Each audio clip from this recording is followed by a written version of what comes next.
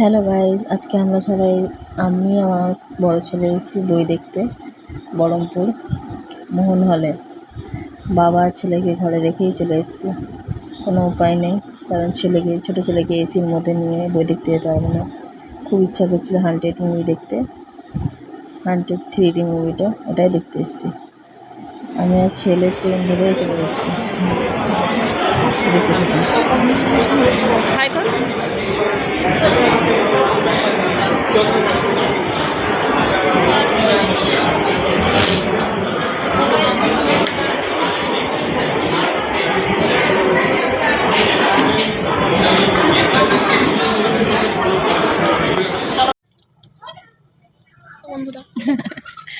আমরা এসেছি hunted movie দেখতে। হান্টেড কি বই? হ্যাঁ, হন্টেড 3D। হান্টেড একই, হন্টেড 3D মুভি দেখতেছি, কিন্তু হলে কেউ নেই, আমি আর ছেলে এসেছি, আর কেউ আসেনি। ছোটো ছেলে আর বরকে ঘরে রেখে এসেছি, কারণ এসি তো, এসিটা নিয়ে আসবো না ছোটো ছেলেকে, জ্বর থেকে উঠলো, ঠান্ডা লেগে যাবে। হল পুরো খালি, পুরো ফাঁকা ফাঁকা হল, লোক নেই। কি জানি মুভিটা কেমন হবে, এখনও চালু হয়নি, এখনও চালু হয়নি।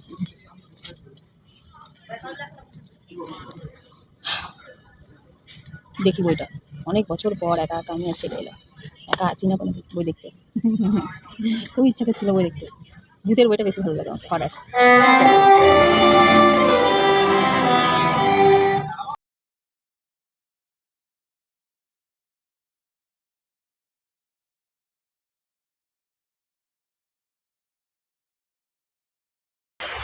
ট্রেন এখনও ছাড়েনি, কাশ্মীর বাজারে এসে আজকে গেছে, ছাড়বে 36-এ ছাড়বে এখন। আমরা যাচ্ছি, যাই বাড়ি এবার 10টা বাজতে, কারণ নিমন্ত্রণ বাড়ি আছে। আমি যাবো না, আমার বাবা ছেলে একটু পাঠাবো, আমার যাওয়ার ইচ্ছা নেই। কেউ তো বিরিয়ানি খেতে ভালো লাগে না, তো বিরিয়ানি খেতে ভালো লাগে না, কিছু খাইনি, জল আর বিস্কুট খেয়েছি, খিদে পেয়েছে। দেখেন কি করছে, জল আর বিস্কুট খেয়েছি। গুড্ডে বিস্কুট একটা স্টেশনে, বহরমপুর স্টেশনে কিনলাম, দিয়ে খেলাম।